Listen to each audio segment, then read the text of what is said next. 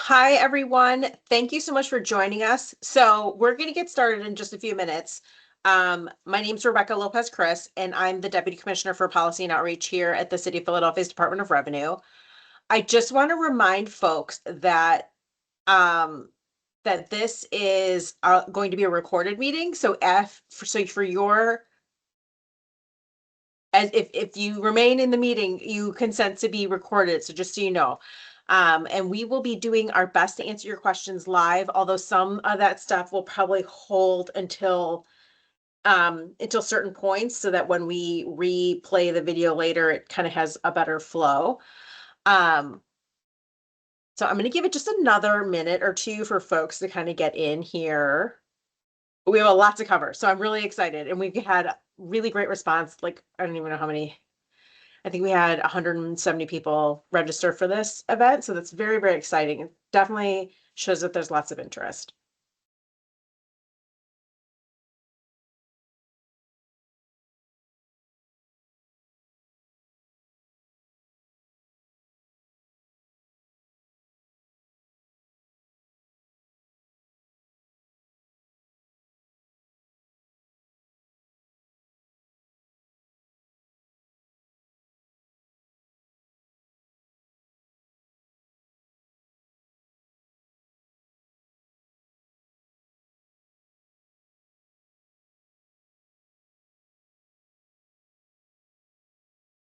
All right, let's get started, everybody. Once again, I am Rebecca Lopez Chris. I'm the Deputy Commissioner for Policy and Outreach. Thank you all for joining us. This is going to be a super exciting webinar from the Philadelphia Department of Revenue. If you've been following along, this is our third webinar of the series. If you missed the previous topics, which were the disregarded entities and about use and occupancy tax, you can watch them over at our YouTube channel at youtube.com/PhilaRevenue. And this recording will also end up on our YouTube, so you can go back and refer to it later or share it with your friends because I know it's going to be super exciting. Today, I am joined by a number of our members of the refund unit here at Revenue and also a number of folks from our communications staff. So they'll be monitoring the chat. They'll be helping assist today. And I thank them all for coming. So today, let's get into it. Today, we're going to be talking about everybody's favorite topic, refunds. We're going to talk about why they happen, what are some of your submission options, everything you need to know about real estate tax refunds, which can get kind of hinky. And then also, I think the big meat of the matter is wage tax refunds. And then I'm going to do a demo for how to do a wage tax refund online, which is very interesting. Having worked through it myself, I think that we've got some really good tips and tricks for everyone today. So let's get started. All right. So what are we even talking about? So, I mean, it happens like basically when a taxpayer pays too much or potentially there are adjustments made to an account, the account's going to show a credit. We do not automatically issue refunds. So you can let that credit sit on the account and it'll get applied to a future liability, or it can get applied to a different liability, or you can submit a refund petition. So if you decide to submit a refund petition, you will need to be prepared to share the documentation, especially proof that you paid it. And a little bit more information about that. Like you can get a refund for anything that you pay for here. Today, we're only going to talk about taxes, specifically property and wage tax. But I mean, police fees, commercial trash fees, water, we're not going to talk about water refunds today, but all those things, if you have overpaid, you can certainly always get a refund. However, you got to know you only have until 3 years from the date the tax was due or when the tax was paid, whichever is later, to file a refund petition. You don't have forever. It's not a forever thing. So if you've made a mistake and you amend a return and suddenly you owe less tax, make sure you do that as quickly as you possibly can. Also keep a note um, we mark the refund as having been received when the refund unit gets it. When they get it, they put a stamp on it, or when it comes through electronically, it's marked as a timestamp, and that's the date that we're looking at when we are trying to figure out that like statute of limitations. Somebody in the chat asked, why do you need proof of payment if the city received your payment? Because did you in fact pay the bill? And we'll talk a little bit more about that. Like sometimes someone else has paid the bill and they are owed the refund, even if it shows up on that account. So there are situations, legitimate situations in which that occurs. So we'll go through it a little bit more. All right, what are some common reasons that credits appear? So one is you made an estimated payment, but you end up owing less money when you file. Okay, that happens. You've reconciled your account, you realize you overpaid on your estimate, you can definitely get a refund. Sometimes taxpayers will make a duplicate payment if they don't immediately see a payment come through their bank or onto the account. And then a big one, and this happens a lot, is that real estate accounts, tax accounts, maybe the assessed value got adjusted after the bill was paid, or perhaps a real estate assistance program was applied. Like sometimes it just happens that after you've paid the bill, there was an adjustment, and now there is now a credit on the account.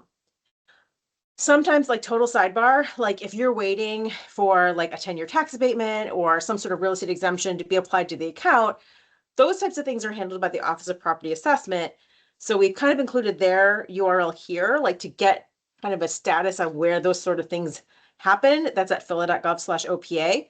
Once the adjustments are made on their side, we get that information and then we can make the adjustment on the account.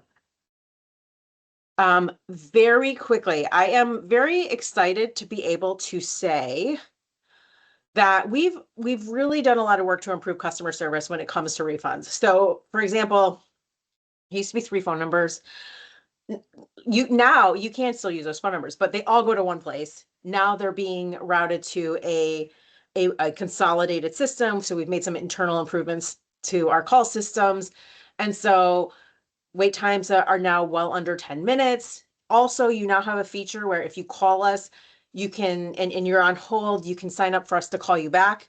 We will usually call you back the same day or the next business day. So that's one thing. We also have that new Where's My Refund status checker on the tax center. I'll show you that. I'll kind of demo that a little bit or show you where it is even.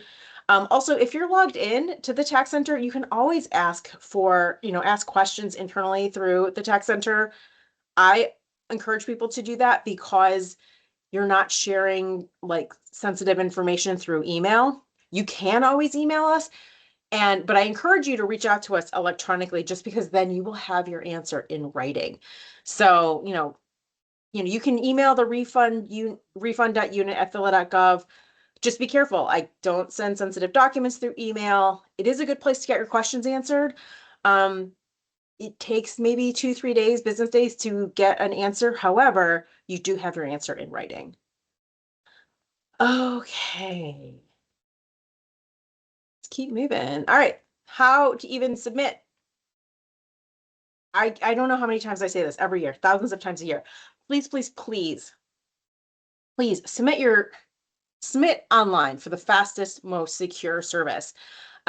Also, if you submit online, you can very easily request your refund by direct deposit. And that's the easiest to do online. If you go to tax-services.phila.gov, to start, like for wage tax refunds, you do not need a username and password. For other tax types, you will need to log in to the tax center, and what you'll see is a credit on the account and also the option to request a refund for that credit. You can send us stuff in the mail, but it is much, much slower. During peak season, it can take up to 4 weeks for us to even get that petition into the system and process it. So like the mail center at the city of Philadelphia receives hundreds of thousands of pieces of mail every year. Once it gets to the mail room, it still has to go through inter-office mail to get to us. We then stamp it, scan it. We have to hand key it in internally. And I just encourage everyone, it's so much slower. Yes, you can do it on paper, but it's just so much slower for you to do it that way. And so like, even if you send us something certified mail, that means it just went to, that means that the person who received it in the mailroom signed for it. That doesn't necessarily mean that it's all the way to our refunds unit over here in MSB. And also be mindful, like, when you're sending stuff in the mail, it can get intercepted. It's got your sensitive information on it. So just be careful. You can also always submit this stuff in person. The Municipal Services Office or building is at 1401 JFK. We have 2 satellite offices in North Philly and also one up in the Northeast on Castor Avenue. Just heads up, like you're welcome to drop stuff off in person. The stuff from the satellite office still has to come back down to MSB. So just be aware that the timing is just a little bit longer. And the big thing is, like, don't fax us anything. We used to accept faxes. We don't accept faxes anymore. People still have those phone numbers like on little post-it notes on their like computer monitors. Like, no, don't fax us anything. We're not accepting refund petitions through fax. So get rid of that little piece of paper that's on your monitor. All right, so we included this just as like an example. Like, this is the paper form. So if you are looking for, if you need a refund for, let's say, like some sort of fee or a particular water charge or something, you can use this form. It has all of the taxes on it. Do not use this form, though, for employee wage checks stuff, and we will go through this. Now, if you're an employer and you have some sort of issue with your wage tax and you're reconciling it and you're making some changes and you're issuing new W-2s to your employees, that's different. Okay, this form is for that. But if you are an employee and you need to request a refund for your wage tax paid, that's a different process that we're about to go through.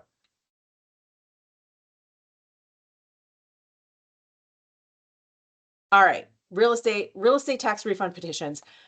Okay, again, no username and password is required. But what you're going to do is you're going to go to the front page of the Philadelphia Tax Center. So just for some background, generally, if a property has a credit and we have not received any information that the ownership has changed, we will automatically roll over that credit to the next year's bill for real estate tax. That we do that project right before we actually create and process the bills and then send the bills out. So if you had a credit on your real estate tax account, you could do nothing and it will just get rolled over to your next year's bill. You can get a refund, though, for that if you have a credit on your account, but we have some special rules about how to do that. So first of all, you're going to go to the tax center at tax-services.phila.gov, and you're going to look for the property panel. You will search for your property. This is pretty simple. Like, you're just going to enter, search. You're going to select search for a property under the property panel, and then you'll enter your address. And then it'll essentially say, is this your address? Is this the OPA number? Say yes. You're going to select that on the right side of your screen, and you will get to what is essentially like a little dashboard for the property. Now, 1234 Market Street it is a real address, but this is not their real tax bill, okay?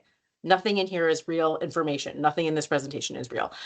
So keep that in mind. So what you'll see is, you'll notice there has a little green credit. It says balance is $9,600. When there is a credit, you will see the option to apply for a refund. You will need to submit a proof of payment. Okay, let me really quickly. So you're going to see the credit balance in the green between the parentheses. You're going to select apply for a refund, and then you're going to confirm which tax period has a credit, and then you're going to submit the petition for that period. So it's pretty easy once you kind of follow the steps. If you can't find your property, like when you enter in the property address, now this happens sometimes when let's say parcels have been consolidated or parcels have been split, and you're talking about periods that the OPA numbers that are no longer active.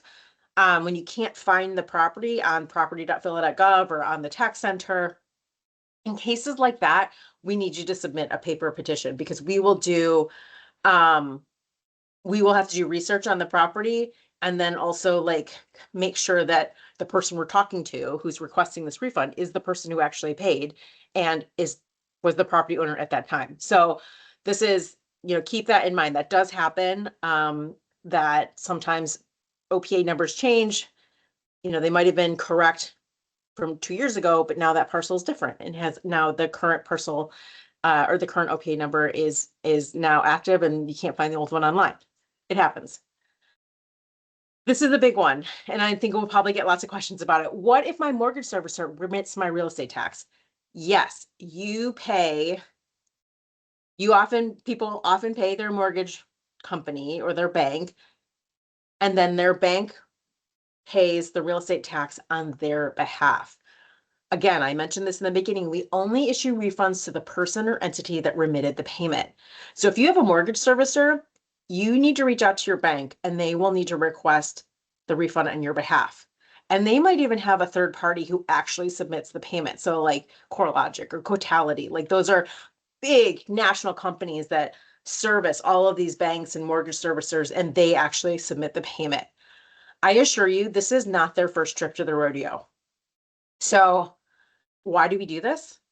Why do we have this policy? It's because it protects the property owners from delayed or incorrect information sharing.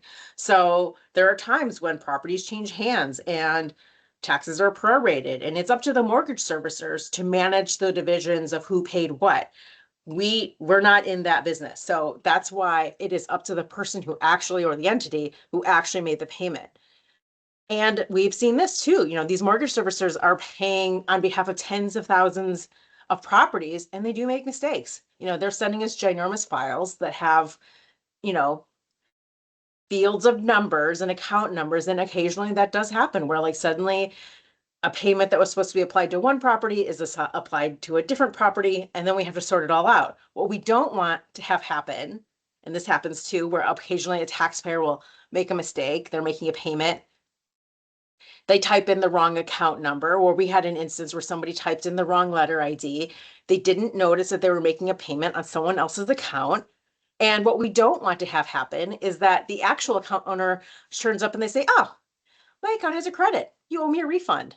We don't owe them a refund. But the person we owe the refund to is the person who made the mistake, right? That's the person who paid the money. So when you don't have that proof, we question, well, who made this payment? Like, where did this money come from? So the person who made the payment is owed the refund. All right, we're going to get into wage tax refunds for employees. This is not for businesses. Okay. Who can get a refund? And this is a little tricky. Who qualifies? Non-Philadelphia residents, as we all know, wage tax is withheld from your paycheck, whether if you live in Philadelphia, no matter where you work, you pay a tax on your wages. But if you live outside of Philadelphia and you work for a Philadelphia-based company, you owe taxes on the wages earned while you work in Philly. Now, and of course, in Pennsylvania, employers are required to withhold Philadelphia wage tax on behalf of the employee. However, the non-resident, this all like you only get a refund when you've been required to work from home by your employer. So the non-resident who decides that they're going to stay home that day because, their kid's home from school or whatever, just because the employer gives the person the option to work from home, that's not when you're eligible for a refund. If your employer's policy is like, oh, no, we're doing hoteling, we need you in the office 3 days a week, and 2 days a week, we want you to work from home, you are required to work from home 2 days a week, that counts. Your employer says, oh, I need you to go to Chicago and spend 2 weeks in Chicago. The wages earned while you are in Chicago are not subject to wage tax. That you are eligible for a refund in that kind of instance. Some Philadelphia residents and those receiving a stipend are also eligible for a refund in some situations, but we're not going to cover that today. Those are very specific. We will, if people have questions about that, we can follow up separately. But in the meantime, we want to get through what the biggest request is for a wage tax refund for folks who do not live in Philadelphia. All right, so you're going to need, if you're a salaried employee, you will need a few different documents. One, first of all these documents are available on our website or they're downloadable throughout the process of applying online.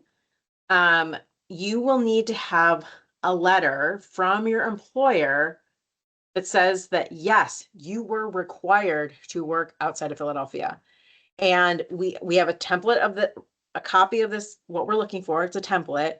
We ask that you copy and paste that information. It's a Word document into the letterhead for your company. The letter needs to be signed and dated. An HR representative, a senior staff person, a supervisor, they can all sign this letter. It's kind of up to the employee to fill it out, however, whatever works best for you in your situation. But whatever it is that you put in that letter, it needs to match the next document that I'm about to talk about, which is the dates and locations worksheet, which again, we have another template for. Also, if you have more than one employer and you've got more than one W-2 from different employers that have different EIN numbers, you'll need to fill out different petitions for each employer. So the next document that I was mentioning is this. It's like an Excel spreadsheet. You can download this throughout the process, and I'll actually show this to you later in the presentation, where we ask for folks to it's an Excel spreadsheet. You're going to select the year that you're requesting. You can request up to 3 years back. So it's 2025, 2024, 2023. And you're going to fill out which of the days you worked outside of Philadelphia.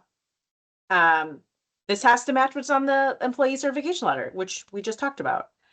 I encourage you to use the Excel worksheet. I think it's a lot easier than the PDF, and I'll show you why. And then also you'll need to submit a W-2 that's going to show that there were local withholdings or local taxes paid. So you'll need your W-2 for that. What are common mistakes we see? Like, we process like tens of thousands of refund petitions every year. We see lots of mistakes. One is that the petition is not signed or dated. The certification letter is not on company letterhead, or it's not signed at all. The W-2 doesn't show local Philadelphia withholding, or doesn't show Medicare or Social Security, or just is incomplete. So we need to have an actual W-2. And just general, kind of inconsistencies between that certification letter and the date and location worksheet. If you get a letter from us asking for more information, please follow the instructions in the letter. Please don't submit a new petition. You can respond to us, and I encourage you to do this. You can respond to us using that letter ID and the respond to a letter feature on the front of the Philadelphia Tax Center. You don't need a username or password. You just need to use that letter ID. And what that is for is that gives you a place to upload sensitive documents like your W-2 or, the W-2, because it's got your Social Security number on it. It allows you to upload those sensitive documents in a secure way without needing a username and password. Okay. All right, income-based wage tax refunds. This is really important because I think this is information that a lot of Philadelphians don't know. And that is, for very low income residents and employees in Philadelphia, the city offers a reduced wage tax rate. So for residents, it's like 3.74%. For non-residents, it's like 3.43, 3.44. For very low income individuals, we give them a reduced rate. It's 1.5%. The employer does not withhold at the lower rate. It's up to the employee to request a refund on the difference between what they paid and what they actually are required to pay. So how do you know if you're eligible? If you're a resident of the state of Pennsylvania and you qualify for the state forgiveness program, which is called essentially when you file your state income tax, it will include a Schedule SP, which is like special tax forgiveness. And if you qualify for special tax forgiveness for the state of Pennsylvania, then you are also eligible for the reduced wage tax rate in the city of Philadelphia. Folks should file your you should file your Pennsylvania income tax first, and it's going to have that Schedule SP along with it, because we're going to ask you to submit that to us, as well as your W-2 showing your federal, state, Medicare, and local wages. Huge, we see this a lot where, folks just they don't submit they don't submit their whole PA-40. We send them a letter. We need this document. Just submit the whole tax return. Just send us a copy of your whole state tax return. And ideally that will help provide us all of the information that we need in order to process this. And so, this is the state. These income levels are set by the state, so they change every year. And, for a family of four, if you're making less than $46,000 or just under $47,000, you're eligible for this. So folks should, if you're single, if you're married, it's $53,000. So it is, I don't think enough people who are qualified for this do not take advantage of it. So I want to make sure that folks on this call now know. So when you are talking to your neighbor, you can let him know that there's a refund available to you for for your Philadelphia wage tax. Okay, the other really, really big and exciting thing is that we now offer ACH through direct deposit. This is huge because I don't know how many folks know that, you've seen it in the mail where checks get intercepted in the mail. This is so much more secure and it's so much faster for you to get your money.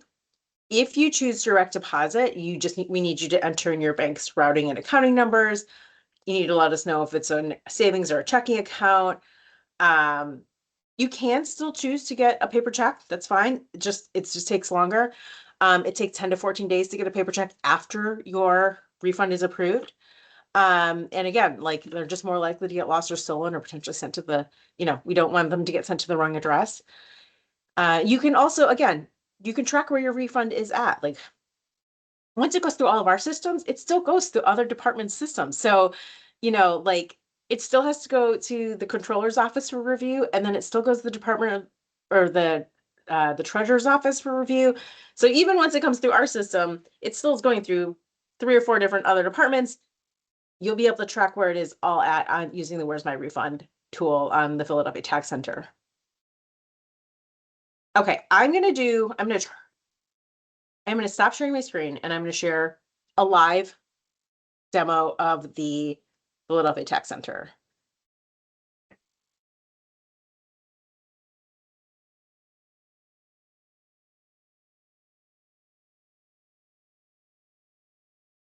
Okay, let me reshare my screen.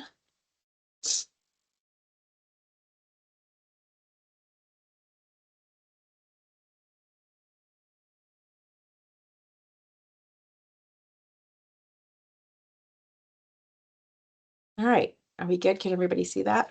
No, come on over here. Everybody see that? This is tax-services.phila.gov. I think I mentioned, so you're going to scroll down and you'll notice here's that property panel. If you were looking for your property, that's over here on the right-hand side. We're talking about trying to request a wage tax refund. It's over here on the left-hand side. Also, here's the Where's My Refund link. Once you've submitted a refund online, you'll be able to track it using that little link. It'll ask for your identifying information and it'll kind of tell you where it's at in the process. All right, so requesting your employee wage tax refund. The instructions are basically everything that I kind of outlined here with a little bit more detail. And it's going to ask for some identification. Everything that I'm using in here is completely made up. So please do not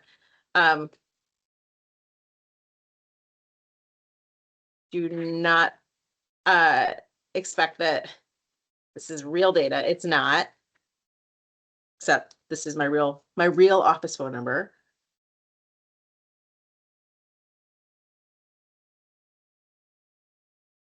You don't need an email address, although you're going to want one. You'll want to use one, but you don't need to have an email address in order to submit this. It's going to ask for your mailing information. Again, I am putting in a fake address. I'm going to put in the address for the Municipal Services Building.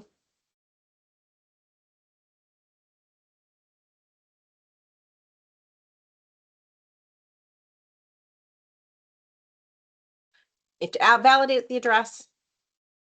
In some cases, the address might, you might have a condo building, or you might have something else that has multiple units in it. That'll all pop up. Then I'm hitting next. Here's the fun part. What year do you want the return? What year are you seeking a refund for? 2025, this past year. If I was a Philadelphia resident, this will affect the process moving forward and what I'm allowed to apply for. If I was a partial year resident, it'll ask for the dates of when I lived in Philadelphia in 2025. And in this case, I'm going to pretend that I'm a non-resident.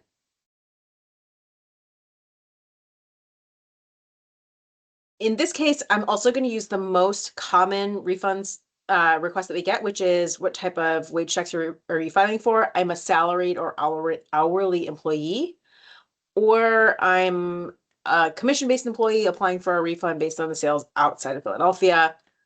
If you were applying for the low income wage tax refund, it'd be this one. I'm qualified for the income-based PA tax forgiveness rate.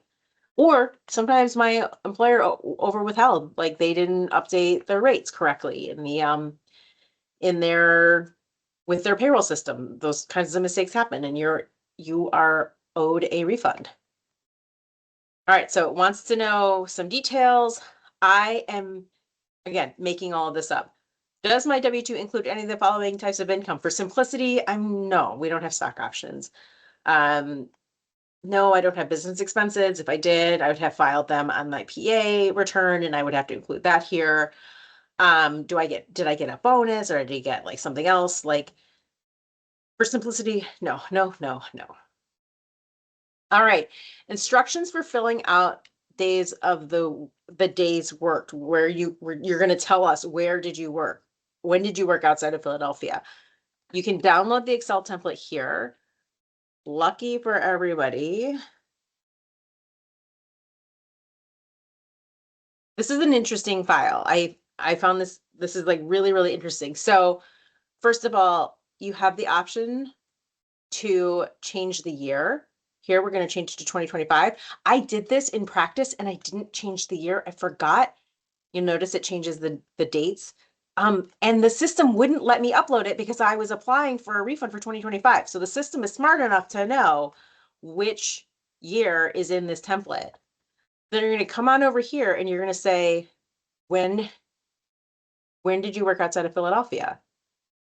All right, January 1st. We'll say I worked in Paoli.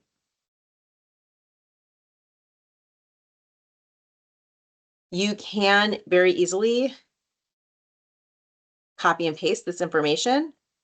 The trick is you must say, there's these drop downs here. You must update this part here on the work type column and column E first before it will allow you to update where. And again, you can copy and paste this throughout. I'm just going to try and do this quickly.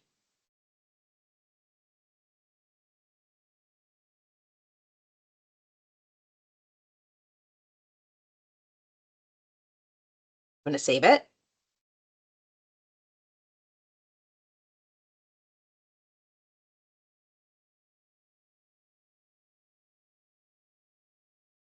And now I'm going to close it. And when I get back to my refund petition, I'm going to add the attachment. I'm going to go back to where I saved it. I'm going to add it to the petition. And you'll notice it automatically fills in where I said I worked outside of Philadelphia. So it's going to have this like sort of like check, like, you know what you put in the template, but now you can double check what is it that you're actually putting in here. You're going to scroll down to the bottom, hit next. Now it wants your W-2 information. Again, this is all completely made up. So please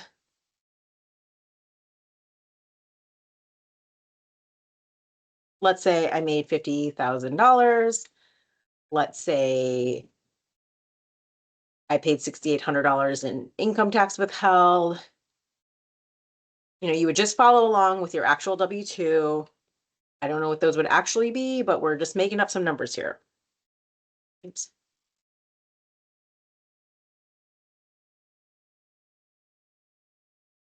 We'll go ahead and hit next. Now it wants your state information. I'm going to add a record.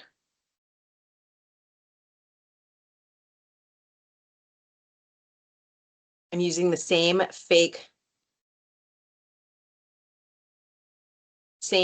data.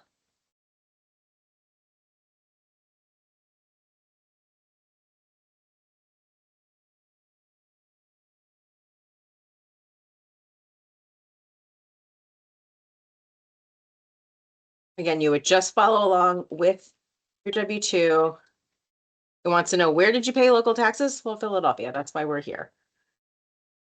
And then it wants me to fill out the following dates of your compensation.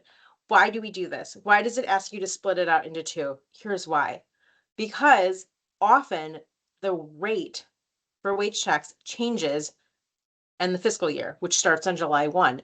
So it's easiest. I am just going to simply divide my salary. If for some reason that doesn't match somebody's individual situation, they made more in the first half of the year versus in the second half of the year, that's up to you. For me, it's easiest to just split it in half. I'm a salaried employee. I make $50,000. And I'm just going to say that I made $25,000 in each part of the year. And that's because the rate is slightly different for each of those portions of the year. Now it wants me to upload the documentation. You can download the employer certification template. We had a picture of that in the presentation. That you can do that here, or you can find it on our website at phila.gov/revenue. I'm going to go ahead and I'm going to hit add attachments. It wants to know, what are you adding? I'm adding that employer certification. I have a little PDF here. Okay, I'm going to add an attachment. I need to add my W-2. I'm going to choose the file. Okay, there it is. I'm going to hit next. It's confirming. Please review this information. My tax due was $1,600. My employer withheld $2,500. My refund is $829. Now it's going to ask me to sign this. I am not going to do that because that will actually create, this is a live site, so we'll actually create a work item. But if I was going to, I would add my email address.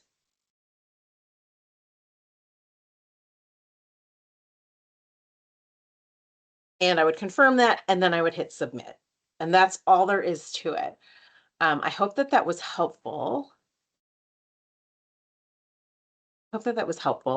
Yeah, Rebecca, we have one question I think that could be useful. Someone asked, how does it work if an individual receives a 1099? Christian hopped in there. That's a really great question. So folks who receive a 1099 are actually considered a business in Philadelphia. And so as such, you'd actually be subject to paying BERT. And instead of wage tax, you would pay net profits tax on all of the on the profits of your work, which is essentially like your salary. It's just like your wages. So it's going to be, it's almost like the other side of the wage tax coin. Can you submit 2 years in one request? I think you have to do it 2 times. So you don't need it for each different year. I don't think the system will allow you to do it for multiple years at once. I just have a couple of things. Couple of other things to add to the presentation just for folks who thank you all, but also thank you all for staying for this. There's like 90 people on the call. That's really exciting for us. That tells us that this is the kind of information that you're looking for. If you have other topics that you would like us to cover, please let us know in the chat. Please send us an email. We would love to do more of these webinars. Let us know how we can be helpful and what other kind of stuff should we be talking about. So just very quickly, For individuals, there is for those who qualify, there is phila.gov/free-tax-prep. So for folks who need help submitting their federal or state taxes, there's free help in Philadelphia, and a lot of folks are helping other people do low income wage tax refunds. For businesses, the city has launched a new business tax prep program for businesses who made less than 250 or who had less than $250,000 in gross receipts last year. That's to help people in this transition of changing business taxes. You got to be located in Philadelphia, and if you're home based, you got to be living in Philadelphia. So that's the caveat. Check that out, business tax prep at phila.gov or phila.gov/business tax prep. Again, we've included some contact information here. You will get this presentation. We'll send it separately to anyone who has registered. Revenue at phila.gov is where I would go for any general account questions. The refund.unit at phila.gov for refund type inquiries. And like that's what I said earlier. Like feel free to use that to ask questions, but be careful about sending anything with sensitive information because we want to protect your data. You can also email revenue tax advisors at phila.gov if you have like really difficult technical tax questions. Not like IT, not like the system's not working, but more like, is this eligible for? Is this a taxable sale? Like, some of those situations where maybe it's not super clear, you can email revenue tax advisors at phila.gov for those types of questions if it's not account related. We also have the phone numbers here for the refund unit and then also a phone number for all the other taxes. Reach out to us, just don't fax us. And then we encourage everyone to sign up for our newsletter. We do not spam this. This is only when there are tax changes that are important for you to know. For example, when that tax rate's going to change, that often happens in June. And then we have to try and alert taxpayers as soon as possible that on July 1, there's this change in the rate and folks need to let their payroll companies know. They need to change their withholdings. The fastest way for us to do that is through our newsletter. So please sign up for that. Like we don't share our lists. And it's only for information that you need when you need it. I want to thank all of you for participating. This is so exciting.